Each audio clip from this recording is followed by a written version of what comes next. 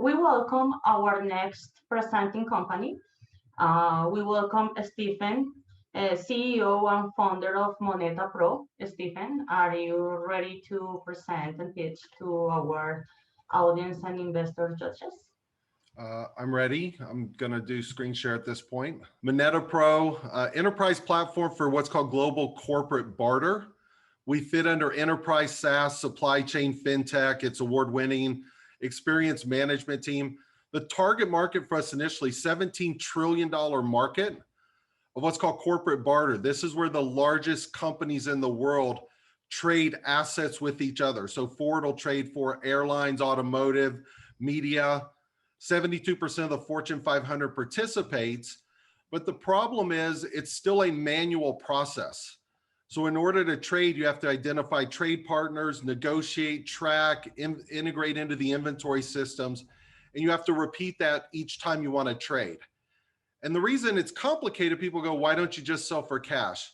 Well, the benefits of corporate trade is, imagine you're CFO of a car company. Instead of putting something on sale at 20%, spending cash to acquire new items and paying taxes, corporate barter, you trade at full retail, you acquire assets without spending cash, and it's potentially tax-free under some 1099 restrictions and opportunities in the US. So the trade systems need to evolve. There's a lot of consultancy white papers out there saying what a problem this industry is. And it's like the old days of barter. I've got chickens, you've got milk, let's trade. Well, money was created for portability, stability, and audit trails. And that's basically what we built. We built an enterprise level B2B marketplace. Enterprise means divisions and departments, rights and authorities for big companies. They can add products, they can select multiple settlement options, they can search for items. It's a truly B2B marketplace that the eBays and Amazons of the world don't do. We integrated blockchain in. We're not a blockchain company, but we use blockchain in the audit trail and inventory management. So when a major company transfers assets, we write to the IBM Hyperfabric. We can integrate to SAP and Oracle, their accounting modules, transfer the asset record between parties, and write a blockchain contract for audit. And then the solution we built, what makes it a little better, is we created what's called a multi-party trading platform. We built something called a GBUC, a business usage credit. Think of it like a store credit, not blockchain or token or crypto. It's like a store credit in eBay. That credit has value. You can sell an asset, receive credit, and buy something else. So again, now we're creating multi-party trading for a $17 trillion industry. Management on myself, I've had 11 companies. I've taken 3 public on the OTC side. So I understand the micro cap liquidity markets very well. Igor Barash, my COO, took his last company public on NASDAQ. We've got some senior executives out of Sony. Corporate, we've got guys out of BlackRock and Visa on the enterprise side. Dennis Kucinich, former presidential candidate. Go-to-market strategy, very direct. 10 primary industries that trade: airlines, automotive, heavy equipment. So we looked at the largest companies in the world that have a history of trading and targeted our top 10. We're in discussions with about 5 of these right now, and then some others that aren't on this list but fall in that category. Revenue model, we're enterprise software. So there's an onboarding fee, a monthly hosting fee, and a transaction fee off of $1.5 million and up potential transactions. So again, we built a transaction model at a B2B level that the MasterCards, Visas, PayPals don't play because it's outside the credit card network. Value proposition, efficiency, liquidity, and trust. What we bring to the companies is efficiency with an online marketplace, liquidity where they can buy and sell from each other, and the trust not only of a closed network, but the blockchain component is the audit trail to show where the assets are going. Couple milestones. Are you sharing your screen right now with us? Yeah, I have been the whole time. But we are not visualizing your screen, unfortunately. You want to try to share your screen once again? I can do, it says because sharing, we would but I'll love do to stop see share. your presentation. Everybody's asking, it's very interesting. We would love to see your presentation, definitely. So I just did share again. All right. sometimes the internet takes a while. There we go. Perfect. Thank you, Stephen. Now it's there.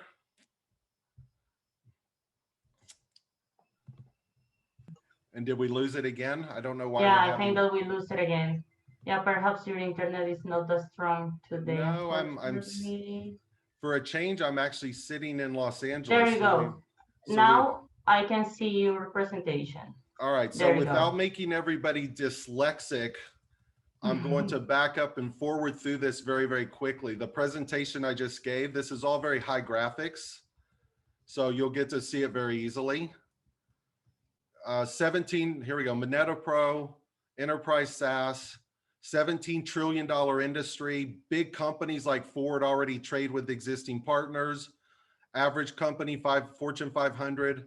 The problem is it's one-to-one, so it's manual. They have to do it. The reason they don't sell for cash is in the trade world, you trade at full value. You can acquire assets without spending cash and it's tax-free. So there's some advantages to corporate trade, but it's still complicated. Big companies talk about it, consulting firms. It's like the old days of barter. Moneta, the word moneta comes from money, the seashells. We built an enterprise marketplace. So we've got divisions and departments and rights and authorities, customized home screens, the ability to search and find and acquire assets. We built blockchain in for the audit trails. So we integrate into SAP and Oracle.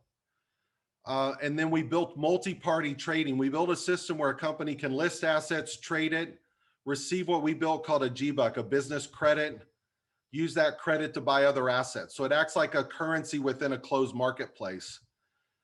Executive management team, I've had 3 public companies. We've got guys out of corporate. We've got guys out of Visa, blockchain guys. Go-to-market strategy. These are the top 10 industries that we target. These are some of the companies we've targeted and are in discussions with. Revenue model is enterprise, SaaS, and a transaction. Value proposition, efficiency in the marketplace, liquidity, trust with the blockchain. Couple milestones, we've won 8 contests around the world in blockchain, more than any other company. These are discussions we're having. It's kind of our little, roadmap. We signed a company called Artis. We brought Shepard Mulling in for some IP filings around the blockchain solution. We've got a private label opportunity. We've got an arc of exit. So we believe we are an acquisition target across these multiple groups for different reasons. And we can go through that with anybody that's interested. Current offer, systems are complete, experienced management team, the product's built, integrated with IBM. We're looking at 5 million. So we're doing a pre-series A. We're not quite in revenue mode yet, but the software is built. We're doing a $5 million pre-series A to move to revenue. Milestones we've already hit with management team, software in place. And then we do a little comparison to Amazon, where Amazon's a marketplace for B2C, we're a marketplace for B2B. So that was running through the presentation twice in 7 minutes. That's great. Stephen, this is great. Great presentation and tremendous initiative. Is there any questions for Stephen?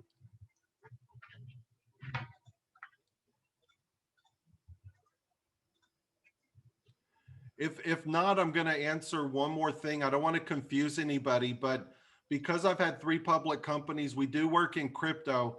I actually help write the laws in Malta around blockchain and tokens and virtual financial assets. We have a dual liquidity strategy. I don't want to go too in depth, but basically we have an equity component we're doing on the 5 million. And then we have what I call a liquidity token that's about to be listed on a global crypto exchange in Dubai. So we've got a dual liquidity path. I'm actually doing a direct token offering through a global crypto exchange, which is similar to a direct public offering in the US. Rather than going public on the OTC market, we're going to accelerate public on the crypto market internationally, and then still have an equity strategy in the US for acquisition. So I've got a dual liquidity strategy that's extremely unique within the industry. So anybody that's interested in the crypto token side, we've got a unique aspect that gives you both equity and a liquidity token to accelerate your exit. Thank you, Stephen. Josh, do you have any question? I do had a question about working with the Department of Financial Institutions in New York and Washington State being the number one, number two most difficult areas to work in the U.S. Curious about roadblocks in terms of getting approval for being able to barter. I think there's an opportunity with whether it's eBay or whatnot. There's a lack of trust with Facebook and Craigslist. So I think with blockchain and having the payments and everything being transparent and available is an awesome opportunity. However, where are you at with potential roadblocks and getting approved state by state or federally? So I'll answer that, Josh, in three ways. One, there is no approval needed. All we're doing is facilitating corporate barter. These companies are already doing off-book transactions. They're just not effectively tracking it. So we did go to the IRS and said, where do we fall? The IRS already has a 1099-B, a bartered or brokered transaction that needs to be accounted for equal party transactions. If that is done under a barter exchange platform, which is like the small business barter that exists in the US, that barter exchange legality rule allows you to transfer assets, earn a scrip, and only be 1099 on the accreted value at the end of the year. So barter for small business is like QuickBooks and Amazon and your local restaurant.